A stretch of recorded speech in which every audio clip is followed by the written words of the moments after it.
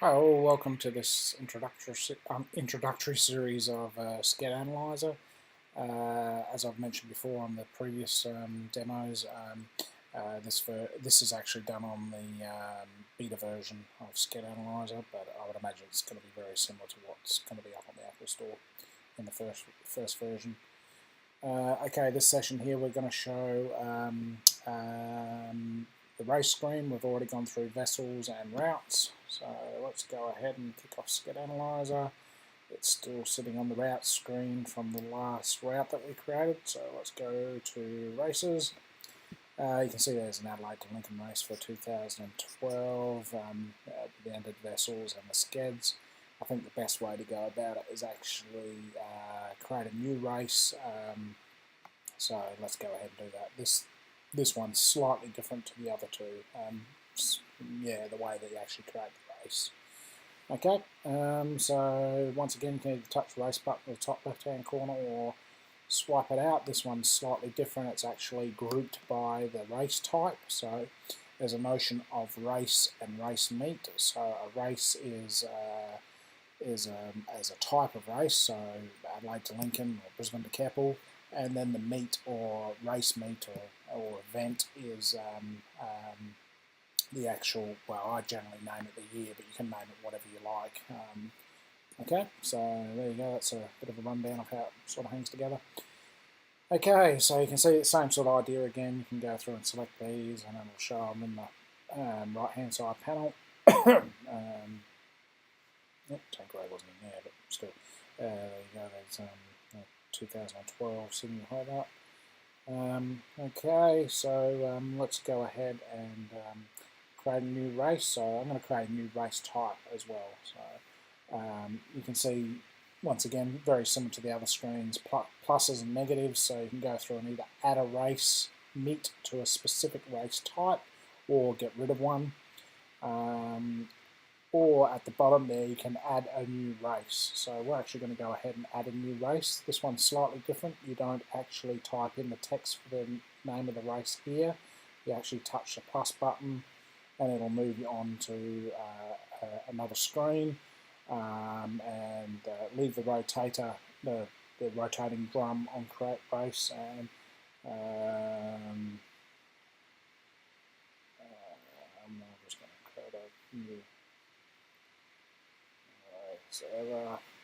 and you have to ensure that it gets created. You touch the create button at the top, and this has a bit of an optimization. So what you can actually do now is, you can see in the rotating drum it's picked the best race ever, which is what we just created, and now we can create a race meet here. So I'm going to go ahead and call this 2013, and I'm going to leave it at the date on the 16th. So, actually, let's make it tomorrow, which is, tomorrow, which is a Saturday. Okay, most of us will be at work on a Friday. Okay, so there you go, 17th of August. The meet date is used to help set some of the date parameters for the other bits and pieces that you're going to add through the race. So that's its only real significance. I'd suggest you set it.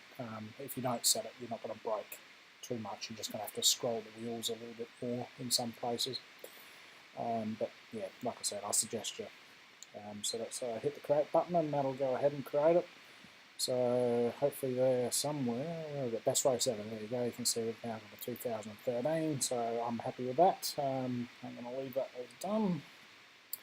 So let's select our best race ever, and as you can see, it's pretty much empty. Well, it's totally empty. Okay, so the general, I think I mentioned in the routes screen, the processing is, the buttons sort of give you a hint to the how you go about processing or putting the information into Sked Analyser. So this one here, you start at the top and go from start time, assign entrance, record vessels, select route, then go down to the bottom, define skeds, lat long format, define categories, assign handicaps and scanning. So it just gives you a bit of a feel for how you should go about and put the information in. So let's put the start time in. Oh, there's an interesting thing. It didn't actually roll forward. Oh, yes, it did, 7/8. Yeah, that's right. Okay, we're not going to start then. We'll start. Oops. Oops. Come on. 11 a.m. 11. We're good.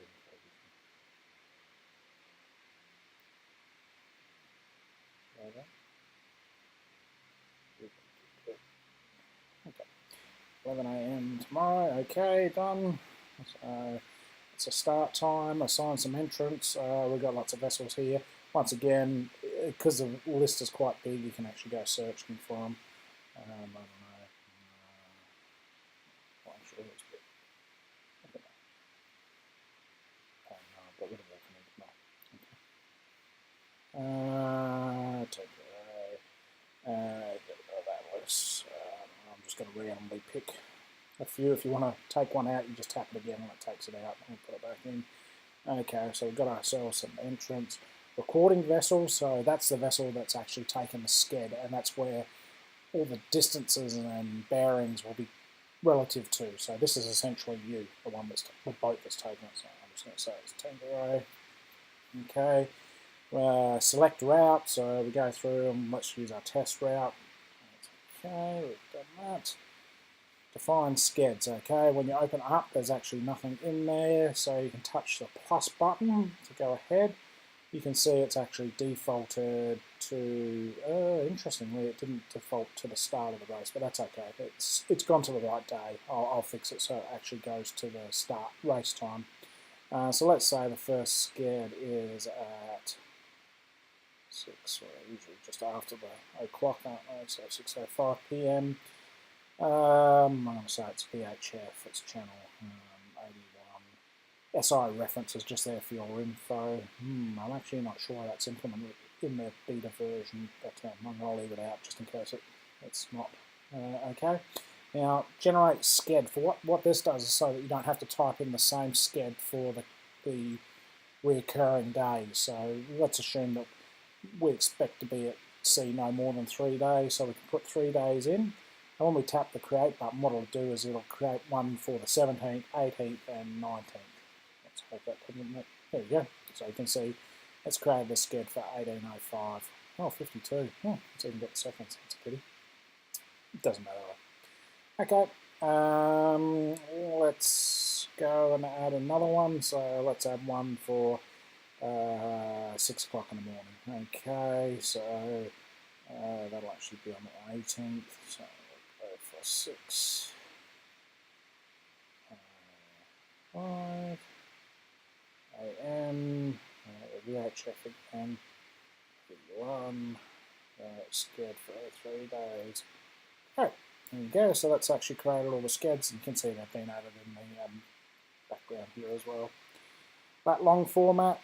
This is to help you, some sailing instructions tell you exactly what format they want to use, but usually they call them in exactly, they only want the degrees and minutes. So, you can see the greyed out area there. So DD and M for that long, so degrees and minutes. And DDD and M. Oops, 2 M's. Done. You have to set these things before you actually run the sked, otherwise the sked will complain.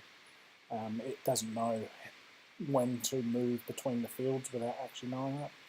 So you can define your handicap categories. So I'm just going to say, well, actually I'll just say we've got them all. Or, yeah, why not? Okay, then you would actually go to assigning handicaps. You can see there's all the vessels. And what you'd actually do is you'd actually go through and actually put in your handicaps for the vessels. If you hit return, it just moves down to the next line. Hit return again, you put in your handicaps and move over and do the other ones. So you just read that off your handicap sheet. I'm not going to go in and enter anymore at this stage. I'll use one of the existing races. It'll take too long in the demo. So let's take that back. And standings at this time is no good because, well, won't do anything because we actually haven't run the race yet. So you can see there's the skeds. If there was times, if we'd actually recorded positions against those skeds, we could actually run the standing screen and actually get a feel for where the vessels are in the race. Okay. But as we haven't run a sked yet, there is nothing to see. Okay, I think that's pretty much it. Oh, one other thing is status. You can actually change the status of the vessels from here. So if you tap a vessel in here, you can see the various statuses you can set a vessel to. The significance of them, some of them are just for your info. Finish, if you select finish, it'll last you for a time. I'll show you that in a second. The ones in port, such as retired import, disqualified import, actually takes the vessel out of the sked, whereas if they're just disqualified, they could still be at sea and they still might be, well, they probably will still be in the skeds until they actually report that they're in port. Okay, so if you want to take them out the skeds, use the import ones. If you want to leave them in the sked but just show that they've been retired or whatever, then use the other ones. Okay, so I'll just show you finish because that's slightly different. Finish, you need to give the time that they finish. If you don't give the time that they finish, when you go to the standing screen, it won't be able to calculate where the vessel sits in the handicap scheme. So if you hear a vessel on the radio finishing, take his time, or when they run the sked, if they announce the times that the vessel's finished, then quickly hop in here and record it. Okay, so let's just say he finished. That one didn't default either. That's unfortunate. Yeah, I'll fix that. A few things to fix, but looks okay. 6:30 done. So it actually shows you there. He finished at 16:30, and it's got seconds as well. I think I'll be moving those seconds out, and he finished on day one. Okay. Let's retire one. So you can just hit retired, and it just shows it retired. Okay, yeah, I think that's about it for the race screen. So hopefully that's given you a bit of a feel for the race screen, how you go about setting it up. Like I said, the buttons sort of give you a bit of a feel for the when you've got to enter the various bits of information. Like I said, start from the top left, go across, then go down to the bottom, start from the left again and go across. And if you do that, then you should be right. If you miss something and you go to one of the other screens, it'll complain if it needs that bit of information. Some things you can get away with, like what could you do? You could actually go to you could run a sked, but you wouldn't actually, you might not have defined the categories or something like that. It won't complain because the sked doesn't actually need the categories. But when you come back to do standings and things like that, then that just won't work.